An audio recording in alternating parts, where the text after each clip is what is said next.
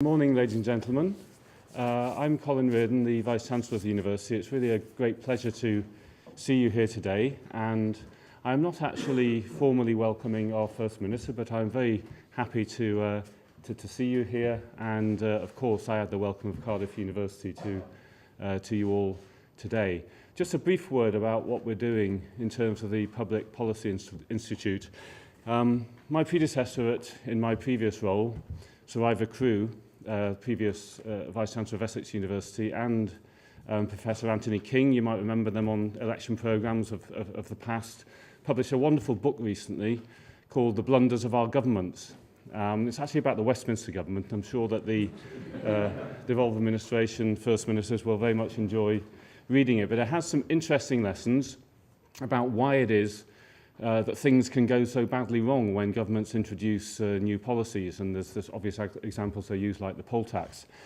And there's all kinds of things that make them go wrong, but one of them is lack of evidence, is not actually understanding the problems that they're attempting to address with the policies. Sometimes that's just distance from people's daily lives.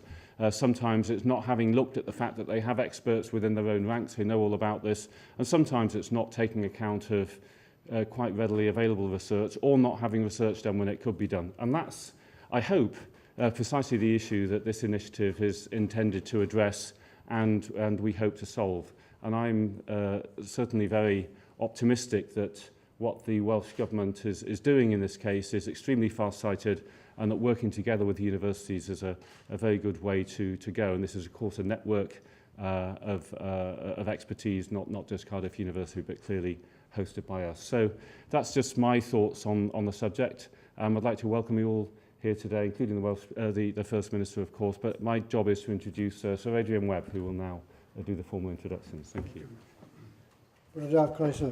Good morning, welcome. It genuinely is the case that there are people who need no introduction.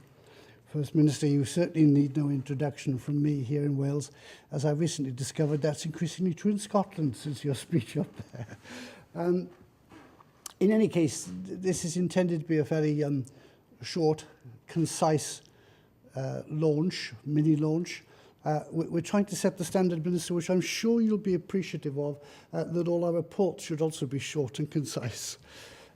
It is, I think, important, however, just to say that we do owe a debt of gratitude and thanks to the First Minister, because although the creation of something like this was a manifesto commitment, it would not have happened, it could not have happened without his own personal commitment to it, his own personal push, and we are grateful for that. We are grateful also for the first programme of work that we've had, and hope that we will continue to have ambitious but manageable programmes of work to do with you or for you into the future. I think it's important to underline that this is a significant development. It is significant in the sense that it shows a powerful commitment to evidence-based policy. There is an awful lot of discussion about evidence-based policy. The question is, how do you really get that evidence? How do you source it? How do you test it? And this is an important step for Wales in moving in precisely that direction. I think it's an important development too, because it signals very strongly that evidence-based policies in Wales can only be effective, can only be valuable if that evidence is sought far and wide.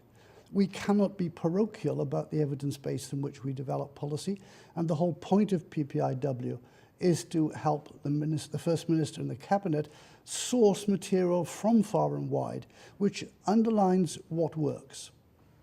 And critically, we do need to know a lot more about what works.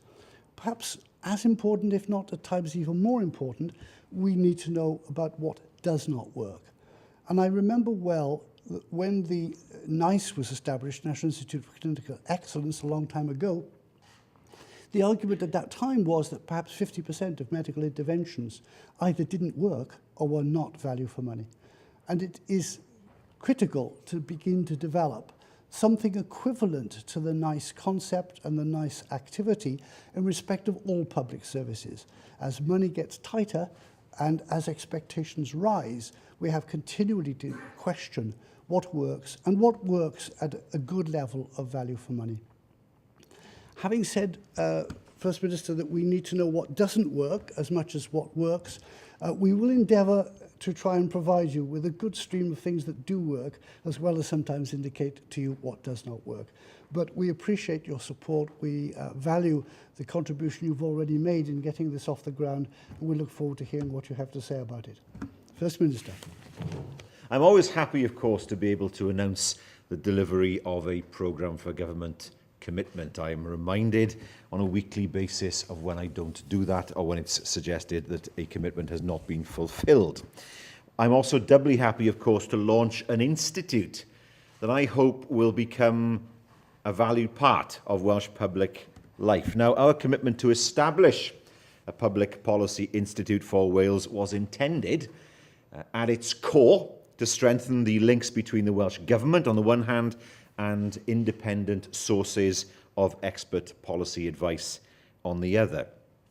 There are three main intentions. First of all, to make the Welsh Government a more intelligent and demanding customer for research and advice.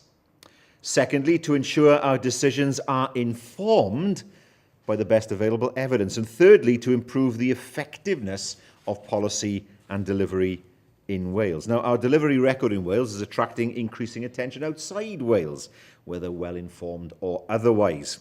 I need to be sure that the team that I have has a firm basis for the decisions that we take about specific issues and strategic direction. In other words, is there evidence for what we want to do? And once we have set in train a particular policy process, does it work?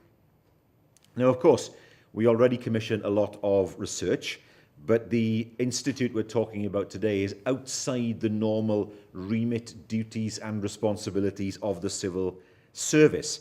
It's designed to give ministers direct, speedy access to independent expertise, to provide challenge to received wisdom, and to help us to look at issues holistically, not in departmental silos. Now, because we are bypassing, as it were, the normal civil service mechanisms, I have appointed an independent advisory panel to advise me on whether this innovative way of accessing expertise represents, of course, value for money.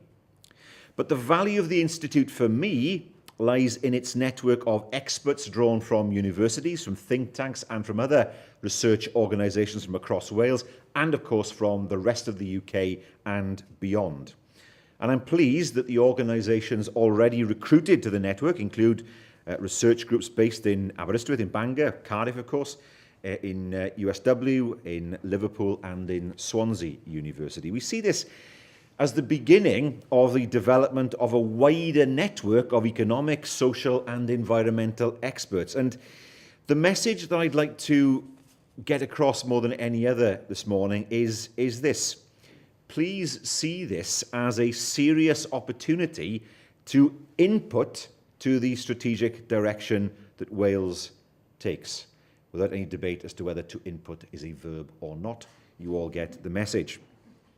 What we want to see, of course, is that Wales moves up other institutions' research agendas as a result of all this activity that is being launched here today, because we know that the UK is in many ways now a natural laboratory for public policy issues as a result of devolution. There are 4 different templates, at least across the UK, that provide public services in different ways. And so there's plenty of scope to ensure that we can compare what works in different parts of the UK and to compare the different circumstances within which those policy initiatives are taken forward. Rhodri Morgan, my predecessor, often said that devolution and development of Welsh civil society needed to go hand in hand. And this institute is a part of that process. I hope that it'll help us to foster an ever-widening policy community in Wales that extends far beyond the Bay. It's a modest action, perhaps, but has a wider resonance. Now, I'm pleased, of course, to see that a working relationship has already been developed between ministers and the Institute through Professor Martin and his team. And I'll be looking forward now to seeing the fruits of their labours because, of course, we want to see the work and research that they do shape future Welsh Government policy and, of course, ultimately to deliver for our people. We're on the verge then of something very exciting, and I know that the work that will be carried out over the next few years and beyond will help more than anything else, I believe, to make Wales a better place. Thank you.